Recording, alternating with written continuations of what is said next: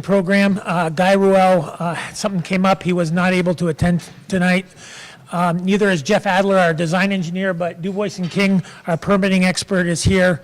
And our intent tonight is to give an overview of where we stand from a permitting perspective, and also our RSG's here to do some discussion on the noise studies that they've done. There's a sign-in roster here for people to sign in, and there's an agenda, which is a very, very small agenda for tonight.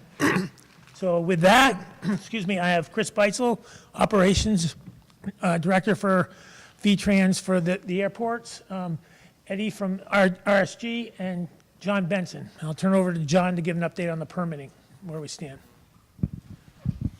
Okay,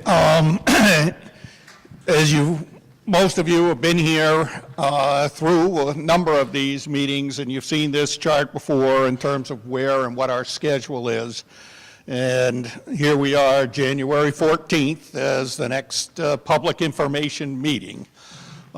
In terms of where we are on the whole permit arena, the local DRB application has been filed with the town. There is a DRB hearing scheduled. I believe it's for the 25th of this month, be right here in this room. We have filed our operational stormwater permit for the project. We have filed our construction stormwater permit for the project. We anticipate filing the Act 250 permit for the project next week, and the wetlands permit also next week. So it's kind of where we are on the permits. We're in the process. The analysis are done, and we're now into the review process.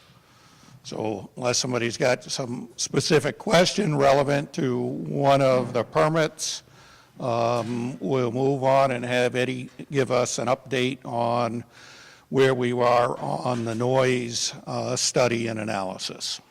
Any questions? Not?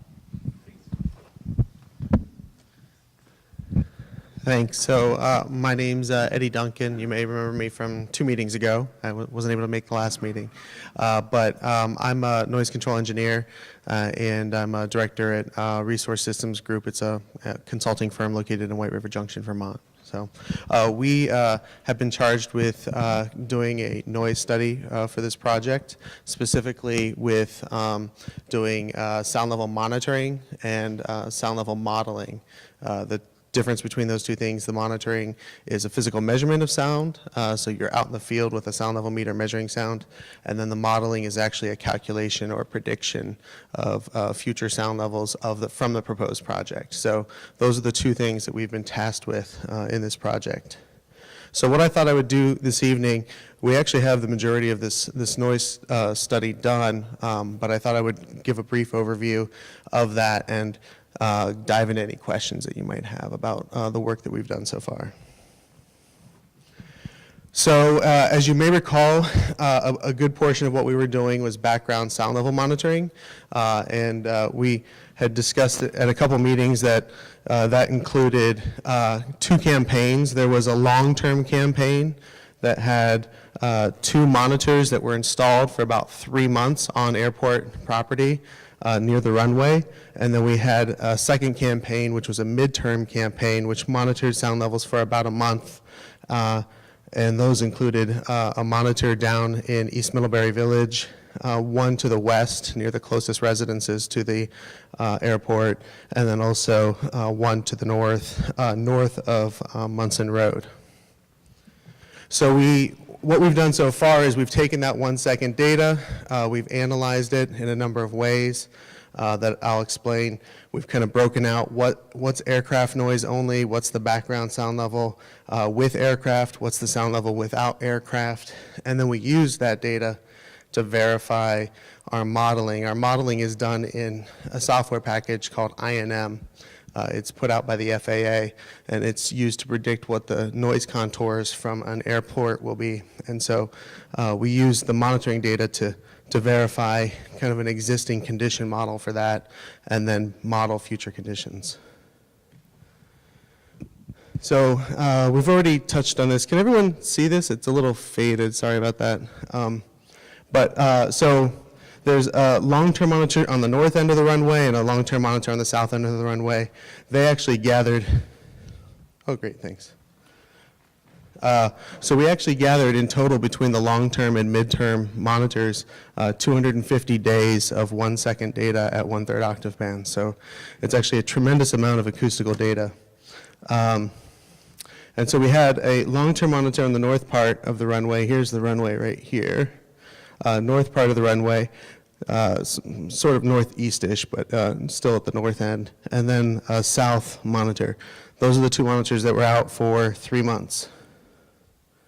Then we had a midterm monitoring campaign, which included a monitor on the north end of Munson Road, on the west side of the airport runway near the closest residences here, and then also a monitor right about here in East Middlebury. It's away from the main street, so we're not gathering sound levels from traffic and things like that, or at least not immediately. It's still in the distance. So what I'm going to do now is just give a very brief overview. As you recall from 2 meetings ago, we discussed, well, how are we going to summarize this data? And there's a number of opinions and thoughts about how we should summarize this. So we ended up doing primarily 3 metrics. The first metric is the average daytime sound level. We had talked about that at the last meeting, and there was some interest in seeing what's the average daytime sound level. The maximum sound level from aircraft events, so we've summarized that and pulled that out. And we also pulled out the LDN, or the day-night sound level. That's the metric that the FAA uses to analyze noise impacts from airports. So, this slide here, we see the LEQ, which is, well, layman's terms is this is the average sound level. So this is the average sound level for the entire monitoring period at all 3 sites, the daytime average sound level and the nighttime. What we see here, the big takeaway, I think, is that right on airport property near the runway, we have higher daytime sound levels, and then as we get further away, we have slightly lower daytime sound levels, and it's quietest down in the Middlebury, East Middlebury Village there, with a daytime average of 45. So that included aircraft and background sound levels, that's everything. And then we said, well, let's exclude all aircraft to see what's the background sound level like if the airport's not here.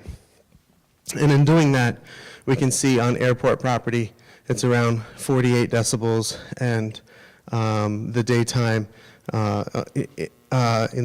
down in East Middlebury Village is around 42. Just to compare those two real quickly.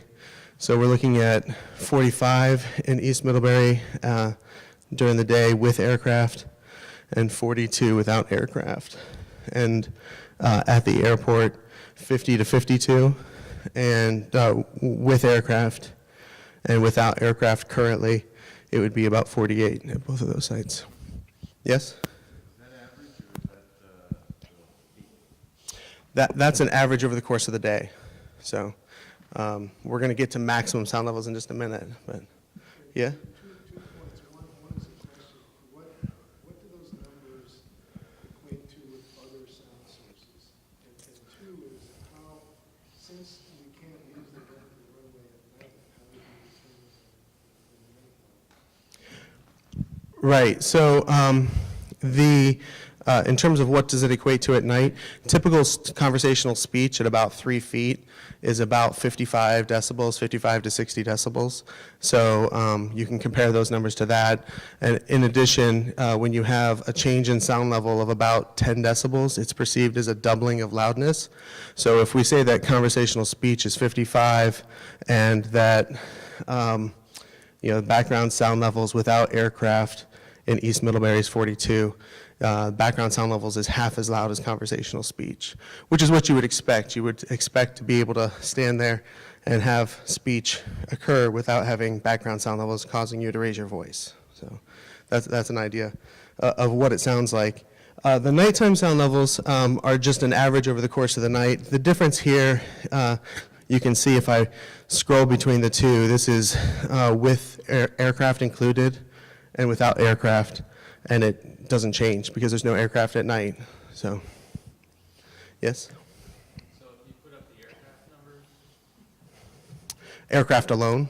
no, the preceding slide, Oh, yeah, this is background with aircraft, so it's everything. yeah, so every number on there is substantially lower than briefly conversational voice. That's right, yeah. Yeah. Yes? Yeah, in terms of understanding what these numbers really mean for the people who live in the community, how many flights per day would you say are taking on or taking off at the airport on these days? Yeah. Have you I don't have the exact number. I do have a total count later in the presentation for the entire monitoring period. I want to make this point because it seems to me that when you average the number of flights over a significant, finite, small number of flights over a significant number of hours, the average is going to go to sound, which I think is what you might be seeing here. That's right, yeah. If you take anything that has, miscellaneous events that occur and you average it over a longer period of time, the level will be lower than the actual level of those events when they're occurring. So- Where one might say that the background noise is probably fairly more consistent through the day. Oh, I wouldn't say that at all, actually. I think background sound levels are constantly changing. So you always have things that are occurring. You have cars going by, you have a bird flies in and makes sound for a while, and then a bird flies away. When we look at background sound levels, it's constantly fluctuating. Right, but I think the interference of those levels with conversation would be different. Also, I wondered whether your data included helicopters. Yes, it does. When I refer to aircraft, I'm going to be referring to airplanes and helicopters. To separate them out, I will refer to airplanes and helicopters separately. Thank you. So, yep. Oh, sorry. So if aircraft in this data set are significantly quieter than normal conversation, how loud is a typical songbird at about 10 feet? We should be clear that the aircraft themselves are not below typical conversation, because this is an average sound level over the course of the day. So that's not to say that an airplane taking off is below typical conversation, Okay. but the average over the course of a day. So a bird at 10 feet will vary quite a bit, but typically it would be anywhere between 50 and 65 decibels. Okay, so that's louder than the numbers that we see here for the average, obviously. That's right. But people don't hesitate to put bird feeders in their yard, right? I just. Yeah, I mean, Yeah. it's outside of my expertise. So. Right, okay. Thanks.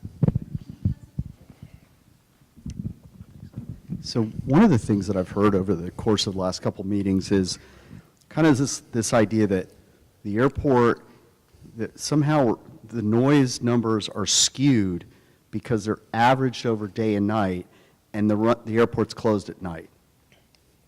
Okay, so that's actually not true. The airport's 24 hours. The fact that airplanes don't land there at night is because we don't have runway lights, but helicopters still operate there. So I would argue that the noise numbers aren't skewed because they happen to be averaged over 24 hours, because there really are 24-hour operations. There are helicopters at night. In fact, we will operate in there at night. Aircraft could land there. I don't think it's particularly safe, but the airport isn't closed at night. So the numbers aren't being artificially skewed because the airport's a 24-hour-a-day airport. Does that make sense? Yeah, if we could, I think maybe move to the other slides. There's more data that, this is just one metric, and the reason we did multiple metrics is to kind of get that whole picture of what's going on. So maybe we should look at some of these other metrics. So this is the average over the course of the day, the average over the course of the night, and in this case, the average over the course of the night isn't affected by aircraft because there's no aircraft flying, at least at night during the monitoring period. So.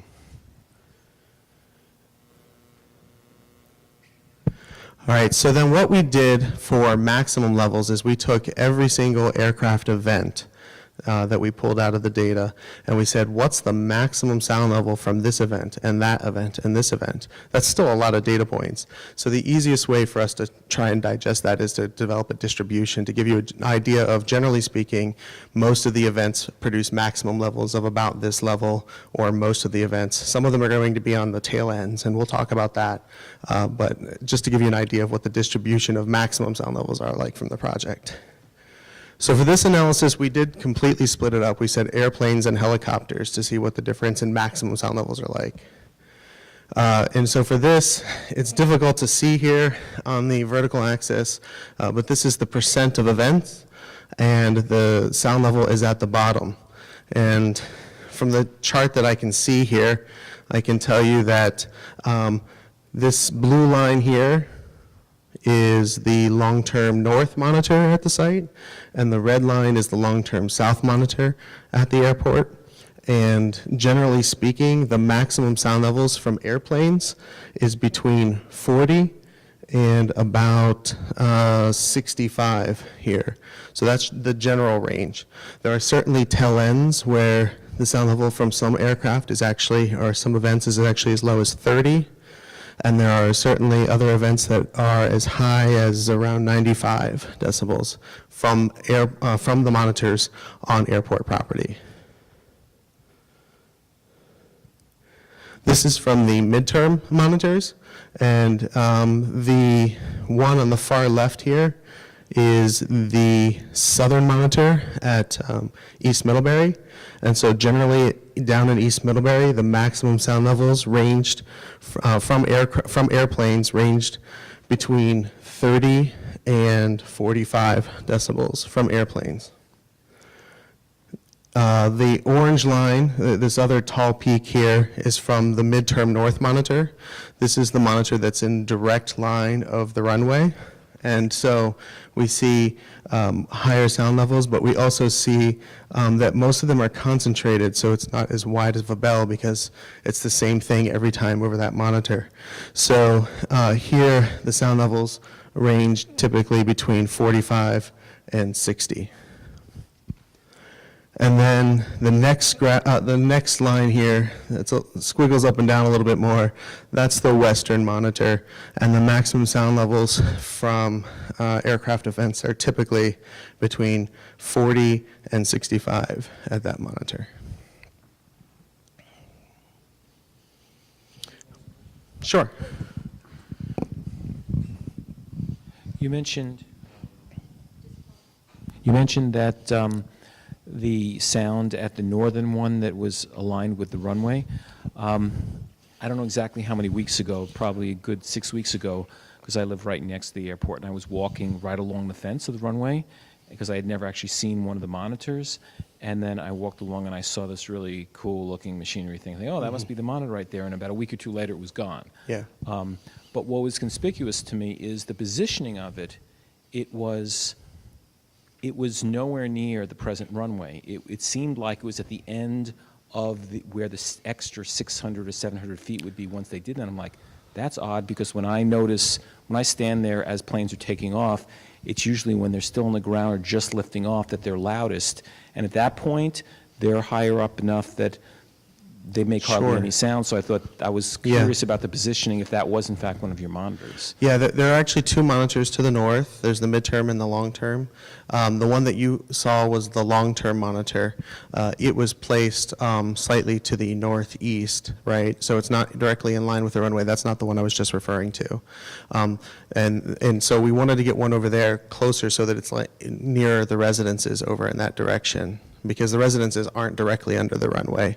We do have another northern monitor that was directly under the runway path. That's the midterm monitor. And actually,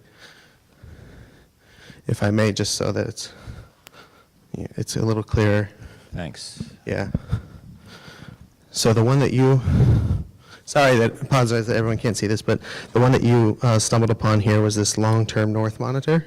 Right. So it's clearly not in line with the runway, but there is a midterm north monitor here that is directly in line with the runway here. Where is it? It's over here? Yeah, it's just north of Munson Road. But at that positioning, the planes that are taking off here are already at an elevation.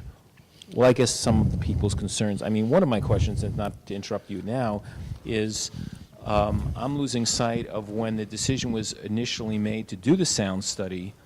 What was the problem we're supposed to address, and what were the goals the data was going to yield? Because we could talk endlessly about the abstract implications, but if it's not going to have any impact on either the number of flights or the way pilots fly or the positioning of the new runway, was it just pure science, abstract exercise that wasn't going to affect anything? No, I would say that there's probably two primary goals in conducting the monitoring.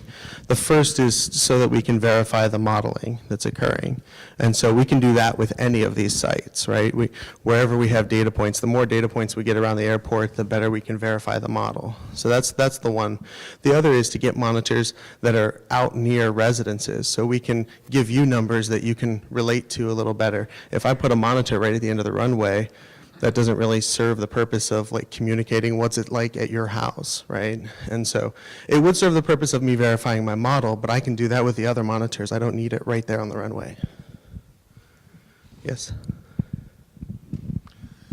You've been talking about the average and so forth, and you said that's kind of level. You didn't mention the peaks and what the decibel levels were at the peaks, and because that's quite a bit above your average where the peaks are. So could you say what the peaks are and explain that a little bit? Yeah, I guess that's what I'm trying to explain now. That's what this graph and this graph are that I just presented. Those are the maximum sound levels that occur from all these different events. And so down on this end of the graph here, excuse me? Yeah, we can hand these out. I forgot about these. I'm sorry. Here. I apologize about that. And so based upon your description of the maximum sound levels you described at these different monitoring sites, you used 65 decibels, which, based on your earlier statement, is 5 dBs above a typical songbird at 5 feet. I mean, at 10 feet. You know, for an aircraft that's taking off, I don't think anyone would argue if you stood next to the runway while the aircraft rotated and took off, it'd probably be, a little bit loud, but there are no houses built on the runway, thank God. For everyone involved, but they are removed from it by altitude and lateral separation as well. So you've measured 65 dBs as a typical high event and said that that's roughly 5 dBs louder than a songbird at 10 feet. Yeah, that's correct, but I think it's... Now, how loud is a typical riding mower? Excuse me? How loud is a typical riding mower? It depends on where you are. I mean, are you talking about the user sitting on it, or are you talking about your neighbor across the street and what he hears from your lawnmower? Both. It always varies, right? So, Yeah. So, well, we'll just say the neighbor. That's a typical yeah, scenario, right? so 'Cause these the are neighbor is- reasonably you're gonna densely have packed to- houses. yeah, you'll typically have to raise your voice a little bit. It depends on how far away it is, but it's probably going to be on the order of 55 to 70 decibels, depending on how close they are. If you're sitting on the lawnmower, it's probably going to be on the order of 75 to 95 decibels, and you should probably be wearing ear protection, if you're riding your lawnmower for long periods of time above 85. So at 65 decibels in the maximum sound levels, typical of all the recording sites, they're at or below what's customary from a lawnmower to an observer at a reasonable distance. At these sites, it's important to note that that's the typical. There are Yes, some that are above outliers, that. of course. Yes, Yeah. We've also, Yeah. all heard lawn machinery with a bad muffler too. Yeah, and at the same end, there's also outliers at the far end. There's Quiet. there's some that are down in the Okay. 30 range. So generally, fair to say that the majority of operations all occur at a noise level at or below that of a typical lawnmower for the casual observer. No, I wouldn't say the majority. I would say that the average is about that sound level. So Okay. that would be about 50%. So Okay. So we can roughly equate the sound of an airplane as being comparable to a lawnmower being used in that neighborhood? I would not agree to that characterization. Yeah. Okay. So what then does 65 D mean relative to the sounds we're familiar with? Can I just go for just a second? I think if you let Eddie get through his presentation, a lot of the things that everybody's bringing up, you'll actually see some of that data in what he has here, and I think that might help us focus a little more instead of him trying to jump around ahead of what he's actually going to provide for information. Great. Great. So we've talked about the maximum sound level from airplanes, and now the maximum sound level from helicopters. This is the distribution of the maximum sound level from helicopters for the two long-term monitors that were at the airport property. And they're generally the same. There is a little dip in both of them, but generally it's between 50 decibels and around 85 decibels from helicopter.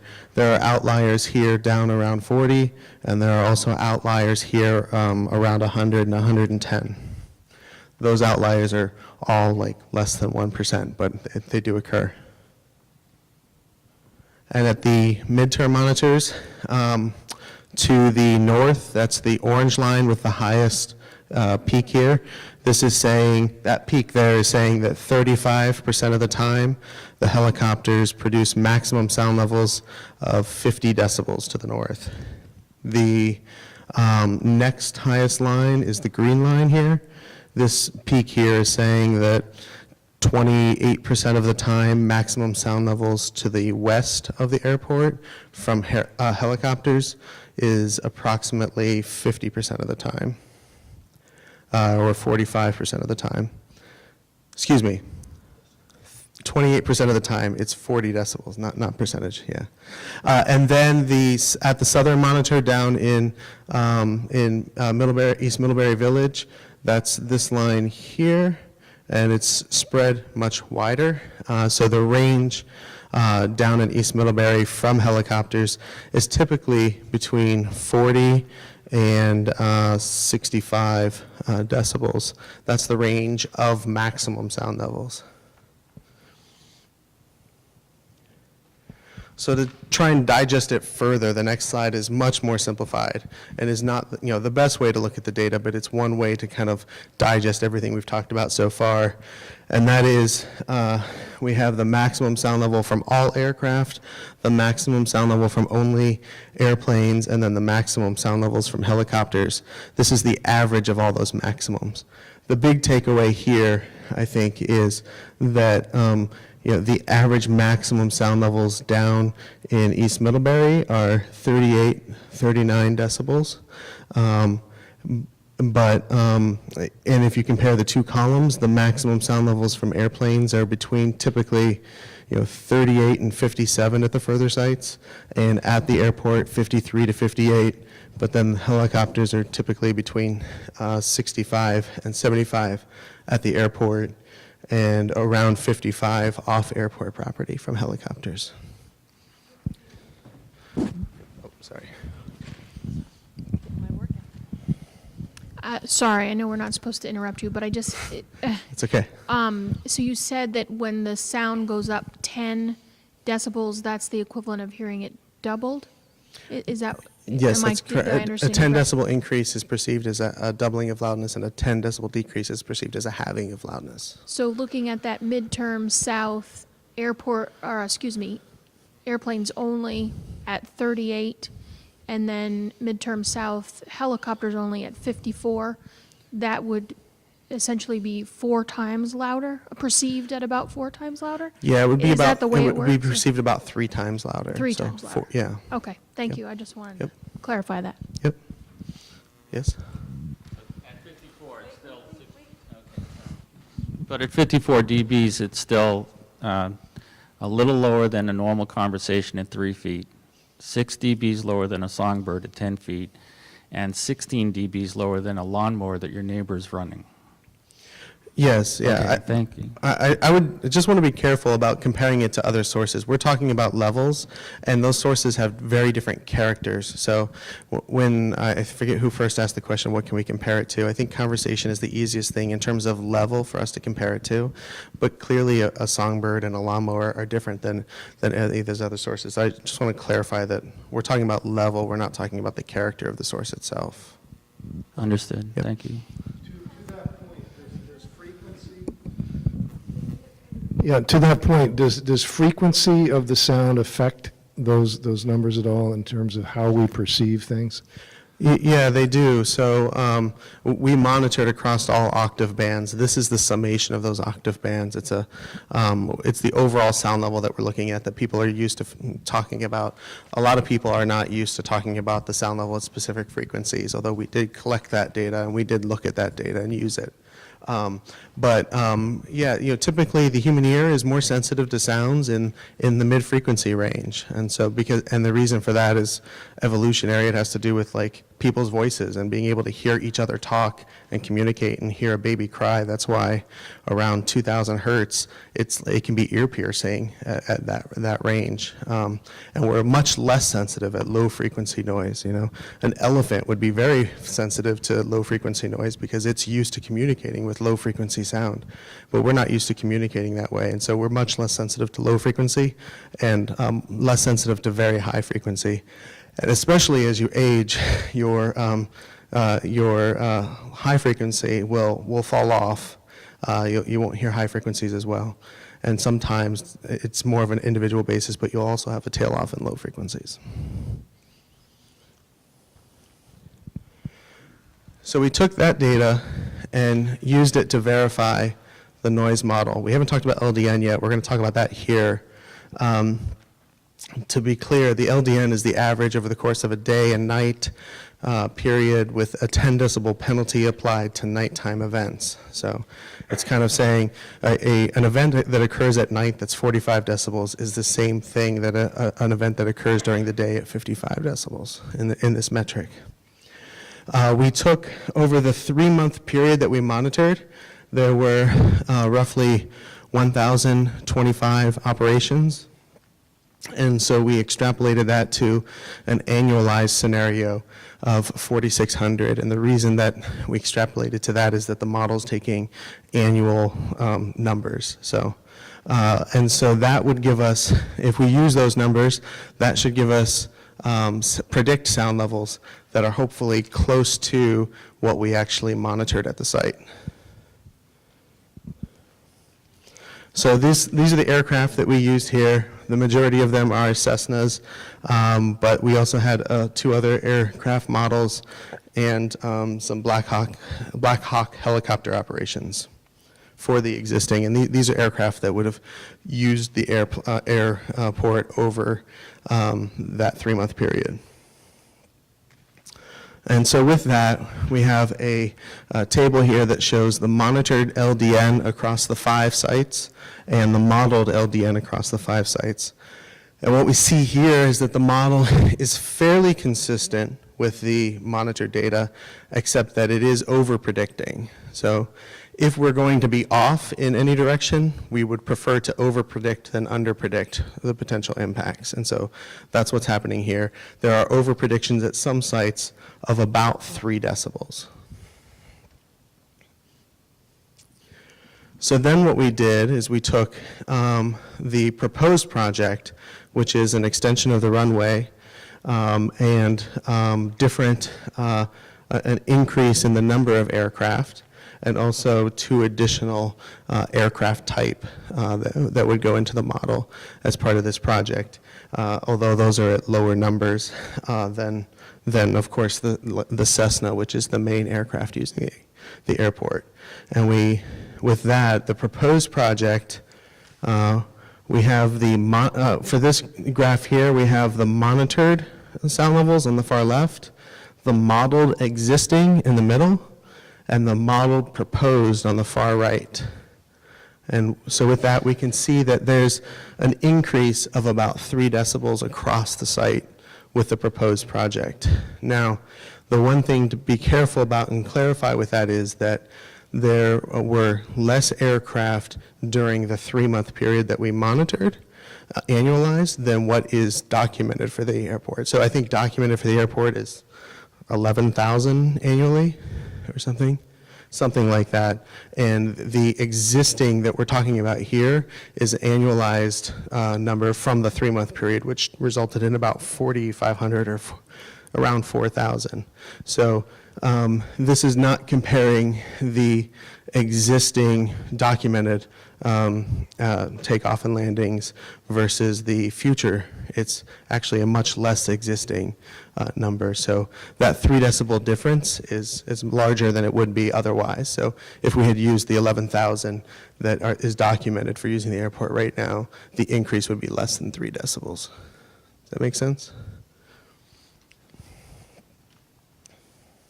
And that's an increase in LDN, just to be clear.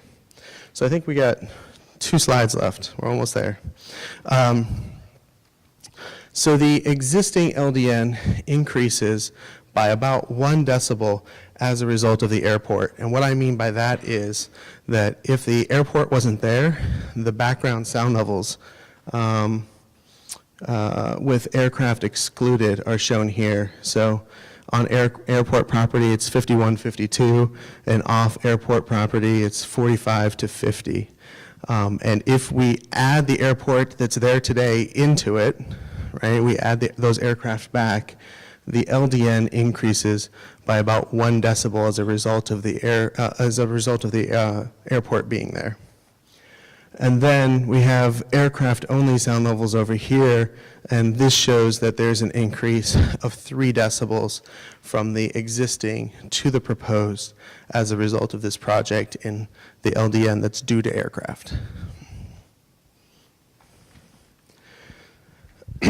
So the conclusions from this data set that we're presenting are that the monitoring results generally confirmed the model results. They are conservative. They are overestimating by about 3 decibels. In a lot of not state agencies, but federal agencies, that 3 decibel difference between model and monitored is an acceptable threshold. So we're within that threshold. And current aircraft operations increase the background sound level, LDN, by 1 decibel. Future will increase it by 3 decibels. And the maximum predicted community LDN was 51 dBA as a result of aircraft from the proposed scenario. So that's the sound level out at a residence, 51.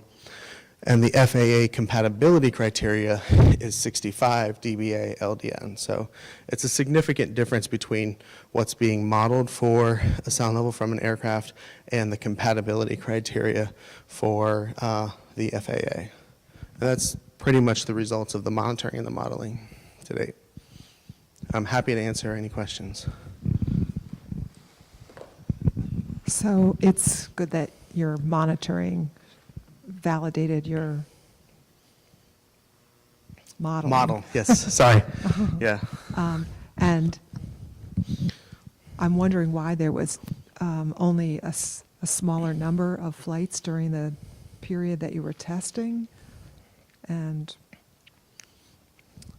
what the conclusions mean in terms of frequency, because it's not really addressing frequency. So we could say that the decibels aren't significantly higher, but people will be experiencing greater frequency of this. So there's that to consider. And I wondered what the new planes meant, in terms of impact and on decibels. I don't know planes, so I don't know. Plane, yeah. The planes that you showed that would. All the 2 new planes. The 2 new planes, yeah. Yeah. So if you could Yep. address that would be good. Sure.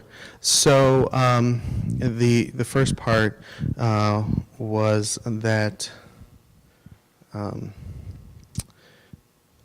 sorry, I had the answer for the first part in my head. Now I'm even forgetting what the first part of the question was. The first part was why there was a smaller number. Yes, that's right. Yeah, and the answer is that I don't know. I mean, the flights are what they were during the monitoring period. I think that would be a question for the pilots and also for the airport. I mean, I can speculate, but fuel prices were over $6 a gallon over the summer, and I know a lot of pilots just didn't fly as much. Actually, another question is, how old is that 11,000 a year data? I don't know where that comes from. Actual operations at the Middlebury Airport have decreased over the last, 5 to 8 years. So you're looking at some of the historical data, so it is skewed a little higher than what the current operation levels are. On the other hand, when we're looking at these things, we don't want to basically deceive people and say, geez, there's only going to be one aircraft a day that's coming into this airport, because, quite frankly, the airport does not control who comes in and how often they come in. This is a public airport that's open, as you heard, 24 hours a day. And any pilot who feels they want to land at this airport can do so. And that's true of any public airport across the United States. So we use the 11,000, and part of your question, I think you might have missed a little bit of what Eddie said earlier, is if in fact he had used the 11,000 in the background data, the actual differential between the projected increase in noise and the current increase in noise would be less. It'd actually be closer together. So instead of having a 3 decibel increase is what he's projecting, which is based on the actual number of flights that he recorded, that differential would have been down to 2 or 1 or 0 increase. So in that aspect, from the presentation that you're hearing, it actually skews the data against the airport as opposed to in favor of the airport from an increase in noise level, if you follow that. Can I finish the reason I asked for how old that data was is I know of 2 events that had a major impact on, well, actually 3 events that had a major impact on the volume of operations at the airport. One was 9/11/2001. There was a big drop, obviously, right after it happened, but I don't think the airport ever recovered back up to normal levels after that. It recovered some. I'm not sure where in that time period the flight school closed. That was a lot of operations. One pilot might be in and out of that airport a dozen times on a training flight practicing takeoffs and landings, rather than somebody leaving to go someplace out once and coming back a couple days later. And the other big drop that I noticed, because I know it affected me personally in my flying, was the big financial meltdown in 2007 caused a huge drop-off in traffic there. And even though the economy is slowly picking back up, the traffic at the airport has not picked up to pre-2000. And that's just my gut feel for it, having been around the airport, but I would bet that people who have worked at the airport could have seen the same thing. And we saw, just like you did in gasoline, big increases in aviation fuel over the last 5 or 6 years. I thought you were. So, If I could just answer the second part of Sure. the question real quick, and that was the difference in the aircraft. And so the difference in the aircraft, is, for the most part, is minimal because the numbers aren't there to drive the numbers. So that is, the number of aircrafts are not there to drive the sound levels in terms of LDN. It's just not going to shift based off the type of aircraft. The one thing that we...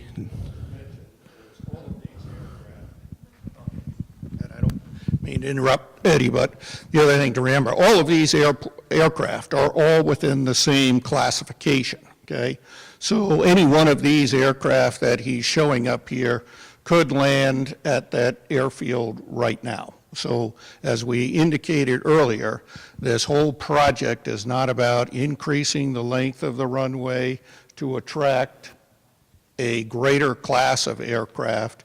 It is basically being corrected to have the correct geometry for the type and size aircraft that are currently based at the airport and are operating at the airport. So he's thrown these couple in the mix because they have different sound characteristics than what the first group was, only again so that when we project the numbers, we're being as conservative and inclusive as we can be to cover the whole range of aircraft that fit within that B1 category. And Yeah, so that's, just to add to that just slightly, is that they have different acoustical characteristics in terms of frequency content. It's not a major shift, at least for the Cessna. For the Eclipse, that does have a jet engine on it, and so it will produce more low frequency. And so if we compare the, the existing model runs versus the proposed model runs, the biggest place that you see that is it's hard to see, but in the difference in the type of aircraft there is that these contours, this blue contour extends about right here, and it gets much longer north to south with the addition of that aircraft there, because it will extend that band. That being said, that band is the 45 decibel DNL, but that band will increase north to south. And 45 dB being a pretty darn quiet experience for anybody. Yeah, so 45 averaged over the course of a night would be down in like sleep disturbance standards. So, at nighttime, you would not want to go over that outside to try and No one reduce expects sleep disturbance. Eclipse jets to come in and out of here at night because we have no lights and all that good stuff. So what I hear then is that the model with its slight overestimation of sound gives you 1 to 3 dB, which is probably fairly characterized as imperceptible to trace, and that if you correct for that, you're at 0. So the net noise change is nothing for this airport improvement program, which adds safety and economic benefits to the airport. Yeah, so at the maximum of these numbers, that's 11,144 or something like that. But up around 11,000, at the maximum there, it would be an increase of 3 decibels over the monitoring period that we monitored. And 3 decibels in acoustics and psychoacoustics is considered to be just perceptible if you're talking about broadband noise. It's considered to be just acceptable, not just acceptable, just perceptible. But do you have another question?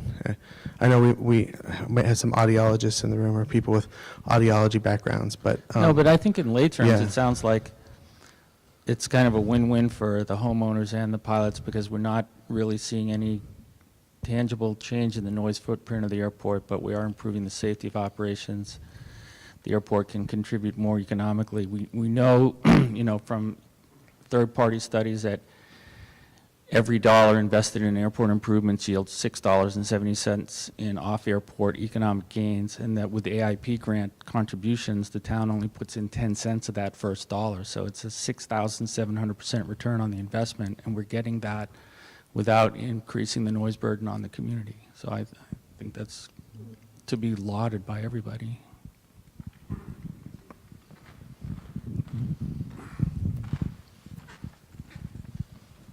I'm just wondering, I guess I don't understand. You got to forgive me. I was the only one in my third grade class who could legally drive a school bus. But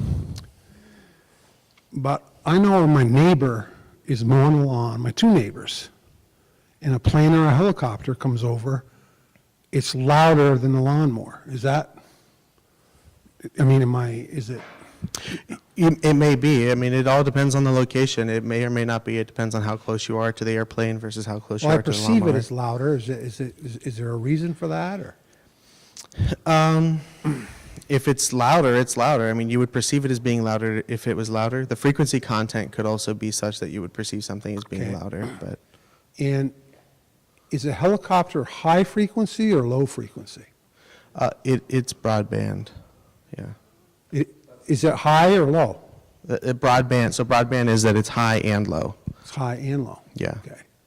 And could you define nighttime in your study? What time of day that nighttime is? Sure, yeah. So nighttime for generally in acoustics and also for LDN metric is typically 7 to 10 p.m. I believe Europe uses 7 a.m. to 11 p.m., but nighttime is 7 a.m. to 10 p.m. As a pilot who does I also do a lot of accident investigation. Wait a minute. Oh, we're not pushing. 7 a.m. to 10 p.m. is nighttime? Yeah, that's what the nighttime standard is for defining. 10 p.m. to 7 a.m. Sorry, yes, I'm sorry. 10 p.m. to 7 a.m. is nighttime. 10 p.m. to 7 a.m. That's the break. 7 to 10 is day, 10 to 7 is night, according to acoustical metric standards, the World Health Organization. Actually, if you go over to Europe, they use 7 to 11 as What day. about people over 60 that go to bed at 8:30? Yeah, no, I understand that. So in other, for the most part, it's 7 to 10, 7 to 11. There are some regulations that use 7 to 7, but that's not a regulation that's used for airports. So I do a lot of accident investigations. I'm an aircraft owner, and I have a... Sure, my name's Paul Diet. I have an airport hangar on this airport that I own. I have a house in Weybridge, and I'm also the vice president of the Aero Club New England. I'm the chair for the annual 500-person safety seminar, the second largest in the U.S., that helps pilots avoid mishaps and accidents of that nature. Worked as a consultant to the Aircraft Owners and Pilots Association. I fly as a special ops reconnaissance person for the Coast Guard Auxiliary out of Air Station Cape Cod. I have a lot of familiarity with the different types of operations that everyone is sort of interested in this scenario. And there's one thing here that probably the pilots haven't explained to you, because they may not have even thought about it themselves, but pilots love to use the runway that's there. And when we extend the length of this runway, it's a certainty, and I mean it's a real certainty, that the aircraft that cross over this area here on their way to the airport are going to come in at a higher altitude than they used to come into. And the reason is that they don't have to quite touch down right at the end of that runway anymore. They have a significant additional amount of runway to work with. And the natural tendency, and if you go to an airport with a 4,000 or 5,000 foot runway, you'll see it all day long. The longer runways, they'll touch down further down. And the reason that happens is that they'll end up much higher up during the final segment of the landing. And you give them a really short runway, like 1,800 feet, and then they really have to make sure they get those wheels down nice and early. So to do that, they fly a lower approach, which means that they'd be closer to all the houses that are down here. So when this runway gets extended, the property owners down here will quite likely experience most approaches made by most aircraft occurring at a higher altitude than they do right now. And that will reduce the noise footprint from what you're used to today. Same thing's true coming in the other direction, and the same thing's true for taking off. A small aircraft will taxi out to the end point of the extended runway, they'll lift off earlier, and they'll be at a higher altitude when they fly out over the neighborhood. So all that extra altitude is going to reduce the noise footprint, not increase it. And so you might even experience in real-world terms, just because of the way pilots tend to operate, a reduction in noise because of the runway extension.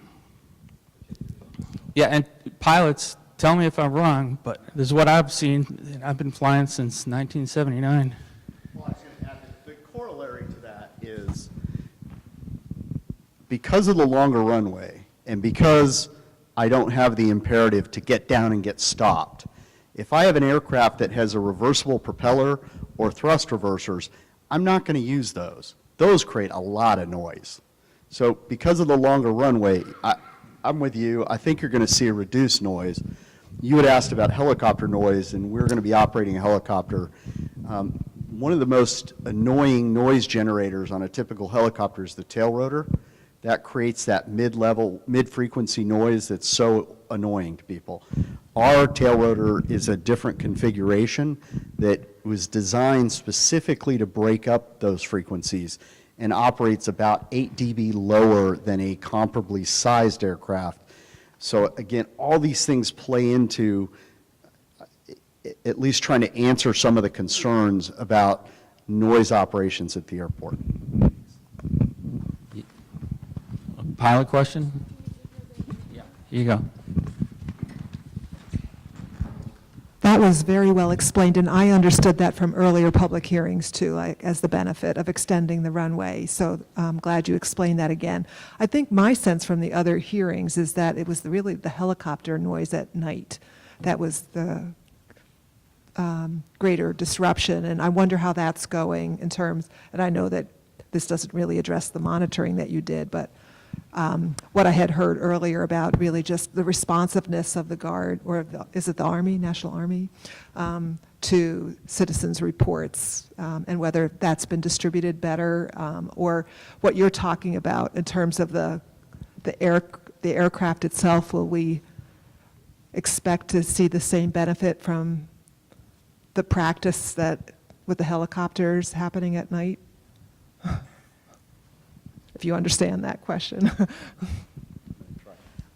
Because I don't fly for the Vermont Guard, I'm not qualified to talk to their operations. I do happen to know a couple of those guys, and I don't think they're going to change their operations. I think they need to train, and they're going to keep doing what they're doing. For us, we will not be training at night at the airport. That's not what we're here for. I got a corporate operation. When my CEO wants to come in and out, that's all we're doing is in and out. So we won't be at the airport generating a lot of noise. You won't. Yeah, transportation in and out. You know, these are guys. The Guard guys are guys with 300 hours that are still building their skills. Hopefully, after doing this for 30 years, I sort of know what I'm doing, at least a little bit. So we won't be just training to burn jet fuel at the airport. You'll never hear us. All right, are there any other questions for Ed or John for the permitting? Susie? I have some questions. The town is still waiting on some information about the water system. When Guy was here before, he was talking about specific information. I saw an email today. Yeah, there was an email today where we had asked for a bunch of information, haven't gotten it. Kathleen had to go to a different meeting, and I got a copy of the information. It's pretty critical stuff that we need to do. Okay, I'll follow up on that, but I just saw it was forwarded to me today. So, Okay. Yep, so I think just going in front of the DRB. When you say water, I guess I'm just curious, when you say water, water can mean storm water, can mean potable Well, water. it's dealing with groundwater and stormwater. And if you're going to be going in front of the DRB on the 25th, we really need to have that information ahead of time. So I'm not sure if you wanted me to go through it or if you've got the email. No, I can re-forward it to you, John, and we can respond to that. That would be Like I great. said, I just got it today. It was Yep. forwarded to me. Well, she had asked for some information before and hadn't heard back from anybody. Okay. Okay? Okay. Great, thank you. All right. Any other questions for Ed or permitting schedule? Thank you all for coming. We appreciate it.